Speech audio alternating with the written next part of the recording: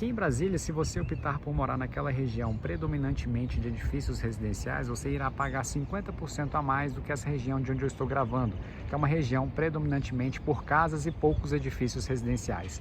O mais louco é pensar que a distância daqui para lá é de aproximadamente 4 quilômetros, sendo que lá você vai pagar um aluguel mais um condomínio de aproximadamente 4 a 5 mil reais por mês, sendo que aqui nessa região você encontra facilmente aluguéis por volta de 2 a 2.500 reais por mês. E por que eu comecei o vídeo dessa forma? Justamente para te apresentar 5 dicas valiosíssimas sobre guardar dinheiro, para você ter mais paz financeira, mais tranquilidade financeira e utilizar o seu salário a seu favor. Infelizmente, muita gente está na pindaíba e às vezes a gente ajustando algumas coisinhas vai usufruir melhor o seu dinheiro, vai ter mais prosperidade financeira e é justamente isso que eu vou te apresentar nesse vídeo. São dicas que eu utilizo na minha vida e com certeza se você adaptar para a sua realidade vai ser muito bem-vindo. E a primeira dica que eu vou dar para vocês é utilizar o princípio de Pareto. Bruno, que história é essa de princípio de Pareto? O princípio de Pareto diz o seguinte, que 80% dos seus resultados vem de 20% do seu esforço. E nas finanças funciona mais ou menos da seguinte forma, você faz um esforço muito grande para você economizar no cafezinho,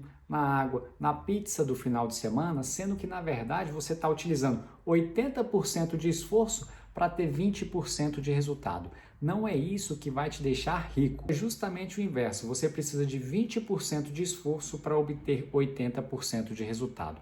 E na moradia, no início do vídeo, é justamente isso. Infelizmente, muita gente acaba pagando 4, 5 mil reais. Aqui eu estou trazendo a realidade daquele vídeo, do início do vídeo aqui de Brasília. As pessoas pagam 4, 5 mil reais num aluguel com um condomínio. Sendo que, na verdade, no bairro do lado, 3, 4 quilômetros de distância, você pagaria 50% a menos. E o mais doido é você pensar que muita gente passa o dia inteiro na rua, trabalhando e volta apenas para dormir. E aí você paga um aluguel com um condomínio muito caro para você ter um status de que mora num bairro da moda. E o princípio de Pareto fala justamente isso, para você se esforçar nesse 20% para você obter os 80% de resultado. Ou seja, se você apenas mudar de bairro, um bairro próximo de você, você já vai estar economizando uma parcela significativa do seu orçamento. Em uma simples ação, em um simples esforço, você saiu de um aluguel de 4 mil reais para um de aproximadamente 2 mil reais. Outro exemplo que a gente pode trazer também é o uso do carro. Muita gente aí tem um carrão de 100 mil reais e faz o quê?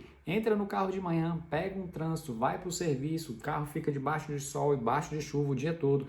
E aí no final do dia, o que a pessoa faz? Entra nesse carro, pega um trânsito de volta para casa, deixa o carro lá na garagem. Pessoal, isso daí você está gastando mais o quê? IPVA, parcela que é mais cara, um seguro que é mais caro, sendo que às vezes um carro de 50 mil te atenderia perfeitamente. Mas por você querer um status melhor, isso acaba corroendo o seu salário. Então o princípio de Pareto fala justamente isso, para você parar de gastar tanta energia tentando economizar ali num pãozinho, num cafezinho, sendo que na verdade você precisa gastar, atacar para você ter 80% de resultado seus grandes centros de custos, transporte e moradia. A segunda dica que eu vou te passar é que o barato sai caro. Bruno, como assim? Tem muita gente aí que trabalha de home office o dia todo lá sentado trabalhando no computador sem parar. E aí a pessoa faz o quê? Uma economia burra. Ela trabalha o dia todo de casa sentado numa cadeira péssima, totalmente desconfortável.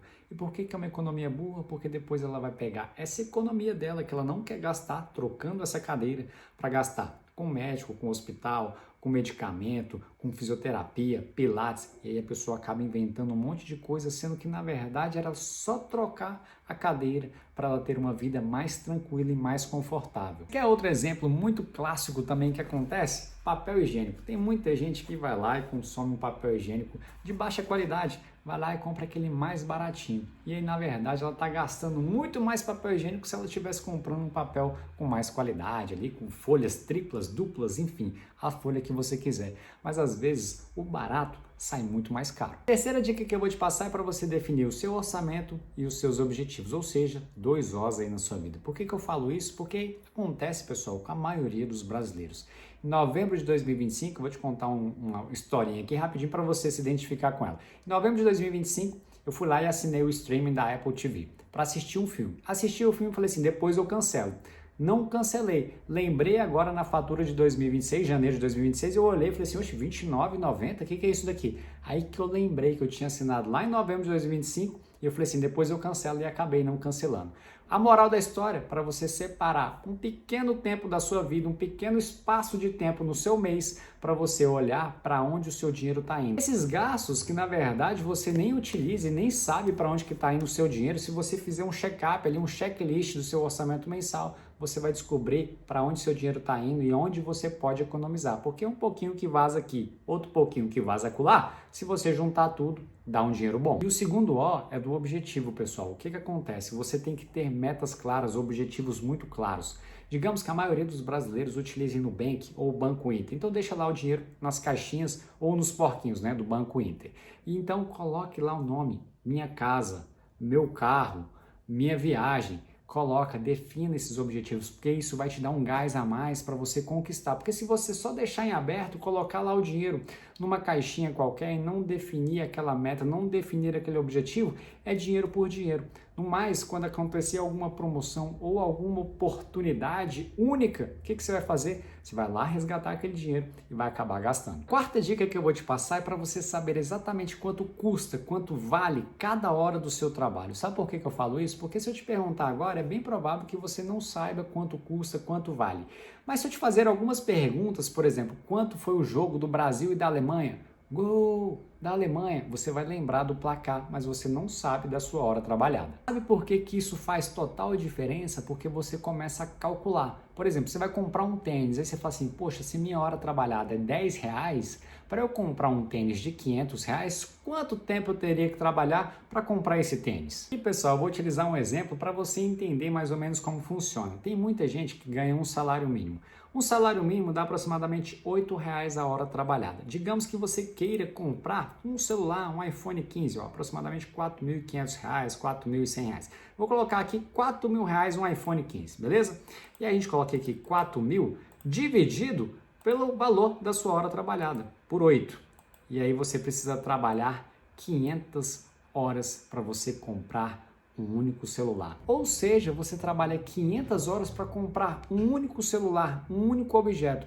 Ah, Bruno, isso daí não acontece. Pessoal, tanto acontece que as pessoas vão lá e dividem esses celulares aqui, um iPhone 15, um iPhone 16, um iPhone 17, em 24, em 36, em 48 vezes. O mercado, ele não é bobo, ele atinge justamente as pessoas que não têm o controle financeiro. E a quinta e última dica, pessoal, infelizmente vai chegar um momento da sua vida que você vai falar assim, cara, eu já me apertei desse lado aqui, já economizei desse lado aqui, mas eu não consigo mais economizar, não tem mais de onde tirar, já está no osso. Quando isso acontecer, o que você precisa fazer? Parar e pensar e falar assim, cara, eu preciso fazer uma renda extra. Infelizmente, tem muita gente que tem vergonha de fazer renda extra, porque fala assim, ah não, eu vou levar um sanduíche natural lá para o meu serviço para eu vender, o que as pessoas vão achar de mim? Nossa, eu vou fazer um bolo de pote aqui para eu vender lá no meu serviço, eu vou fazer um brigadeiro aqui que eu sei fazer um brigadeiro bem gostoso, eu vou levar lá para o meu serviço, mas o que o pessoal vai achar de mim?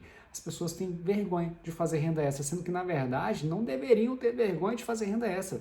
A renda extra ela vai te dar mais tranquilidade, mais paz financeira, vai ter mais dinheiro no seu bolso. Então não tenha vergonha de fazer renda extra, porque na verdade a maioria das pessoas não tá nem aí para você e é você quem paga a conta no final do mês. Bruno, além da renda extra, o que eu posso fazer? Você pode se profissionalizar, se especializar, fazer um curso profissionalizante, alguma coisa nesse sentido.